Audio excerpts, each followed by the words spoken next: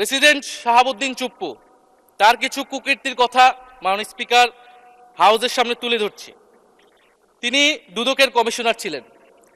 তাকে দুদকের কমিশনারের করা হয়েছিল 3টে অ্যাসাইনমেন্ট দিয়ে। 1 নম্বর হচ্ছে খালেদা জিয়া এবং তারেক রহমানের বিরুদ্ধে দুর্নীতির অভিযোগের শাস্তি নিশ্চিত করা। 2 নম্বর পদ্মা সেতুর দুর্নীতির অভিযোগ থেকে আওয়ামী লীগকে ক্লিন শিট দেওয়া। 3 নম্বর ফখরুদ্দিন মঈনুদ্দিন সরকারের সময় শেখ হাসিনা সহ আওয়ামী লীগ নেতাদের বিরুদ্ধে হওয়া দুর্নীতির মামলাগুলোকে বাতিল করে দেওয়া। এমন একজন ব্যক্তিকে বিএনপি সরকার রাষ্ট্রপতি হিসেবে এখনো মেনে নিচ্ছে মাননীয় স্পিকার।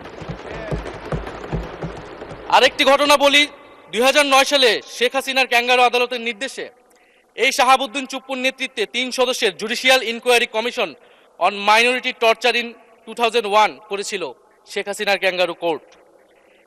এই প্রতিবেদন অনুসারে বিএনপির 26,000 বিএনপির নেতাকর্মীকে 2001 সালে ক্ষমতায় এসে কয়েক হাজার হিন্দুকে তারা হত্যা করেছে, এজন্য দায়ী করা হয়েছিল মাননীয় স্পিকার। এবং আওয়ামী লীগ এই রিপোর্ট দেশে বিদেশে এই রিপোর্ট ফেরি করে তারা নিজেদের এখানে ক্ষমতায় থাকাটাকে পাকাপোক্ত করেছিল। মাননীয় স্পিকার, এই রাষ্ট্রপতি চুপ্পু এস আলমের হাতে ইসলামী ব্যাংকে তুলে দেওয়ার কারিগর 2 কোটি আমানতকারীকে পথে বসিয়েছিল।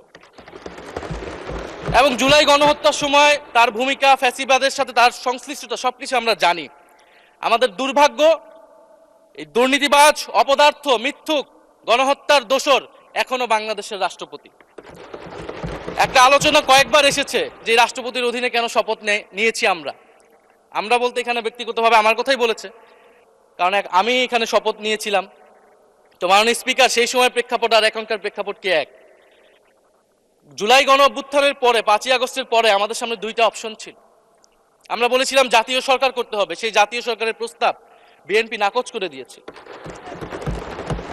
আমাদের সামনে আরেকটা অপশন ছিল ক্ষমতা আর্মির হাতে তুলে দেওয়া।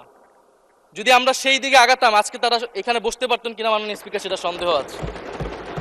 দেশের স্বার্থে, দেশের স্থিতিশীলার স্বার্থে আমরা সেই সময় সরকারে গিয়েছিলাম, আমরা শপথ নিয়েছিলাম। কিন্তু বৈষম্যবিরোধী ছাত্র আন্দোলন খুব স্পষ্টভাবে 2024 সালে কিন্তু এই রাষ্ট্রপতির অপসারণ চেয়েছিল।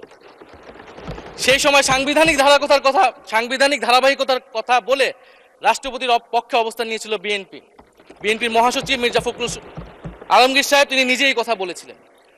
ফলে এখন তো একটা নির্বাচিত সরকার মাননীয় স্পিকার, এখন তো চাইলেই বিএনপি রাষ্ট্রপতি পরিবর্তন করতে পারে সরকার, এবং আমরা বিশ্বাস করি বিএনপিতে সেই ধরনের যোগ্য আস্থাভাজন ব্যক্তি নিশ্চয়ই রয়েছেন। এবং সরকার দলের সদস্যরা অনেকে গৌরবের সাথে বলেছেন যে যেই রাষ্ট্রপতি জিয়াউর রহমানের বিরোধিতা করেছেন সেই রাষ্ট্রপতি এখন জিয়াউর রহমানের প্রশংসা করছে।